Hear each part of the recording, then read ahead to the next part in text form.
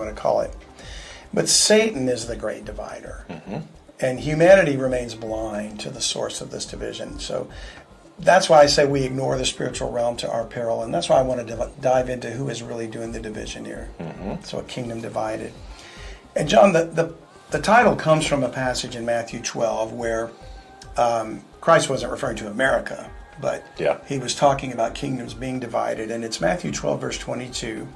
Right after Jesus heals a man, he's accused of being led by Satan. Yeah. And in verse 22 it says, "Then was brought unto him one possessed with a devil, blind and dumb. And he healed him insomuch that the blind and dumb both spake and saw. And all the people were amazed and said, Is not this the son of David? But when the Pharisees heard it, they said, This fellow doth not cast out devils, but by Beelzebub, the prince of the devils." And what's funny is Beelzebub means Lord of the Flies. Mm-hmm. And the last time we recorded, we had a fly buzzing around here, which I think was demonic. I hate flies. I do too. Well, it says, "And Jesus knew their thoughts, and said unto them, Every kingdom divided against itself is brought to desolation, and every city or house divided against itself shall not stand."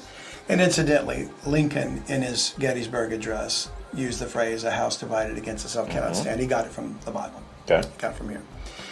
Christ goes on to say, "And if Satan cast out Satan, he is divided against himself. How shall then his kingdom stand?" So keep that thought in mind. Satan is not going to be divided against himself. Yeah. His kingdom would not stand. Mm-hmm. So if that is the case, then if he's playing both sides against the middle, mm-hmm. he's not divided. Mm-hmm. But he is in fact manipulating both sides. Both sides, yeah. That's my thinking. Okay. So we need to be careful about that. Anyway, he says, "And if I by Beelzebub cast out devils, by whom do your children cast them out? Therefore they shall be your judges. But if I cast out devils by the Spirit of God," which he was, "then the kingdom of God is come unto you. Or else how can one enter into a strong man's house and spoil his goods, except he first bind the strong man? And then he will spoil his house. He that is not with me is against me, and he that gathereth not with me scattereth abroad." So he goes on to talk about blasphemy. Now, we're not here to talk about blasphemy, but I want to just bring attention to that statement about the strong man. You know, here he's talking about a kingdom divided against itself cannot stand.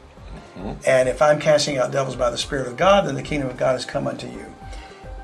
Doesn't it seem odd that he would bring up that point about if you can't enter into a strong man's house and spoil his goods unless you bind him first? Mm-hmm. Does it ever occur to you to think, what does that have to do with a divided kingdom? Does that seem like it's off the topic? It does sound like it's off topic a little bit. I mean, you're talking about, being divided, a kingdom being divided, and all of a sudden you're talking about you need to restrain someone before you rob them. Yeah. Right? Yeah. They don't really relate very well to me. And I used to think that too. Yeah. That they seem disconnected until I realized, well, wait a minute. There's no throwaway statements, right, in the Bible. He was tying it in. It has to be relevant to the context of what he's talking about. Yeah. And he was talking about Satan and Beelzebub, right, and being divided. Well, Satan is the strong man. Okay. Right now, he's the god of this world. He's got the power of death. Mm-hmm. He's the strong man. The one who's going to come and spoil his goods is Jesus Christ. Okay. And he's going to bind him when he returns. Mm-hmm. Remember? He's taken and bound and thrown in the bottomless pit for 1,000 years. So the whole idea is this ties into the thing that Satan is manipulating the kingdoms. He's dividing us. And when a house is divided against itself, it cannot stand. So one of the first rules of the art of war is divide and conquer, right? Yeah. Well, he knows this. Yeah. And he's been at war with God's kingdom for far longer than man's been around. Yeah.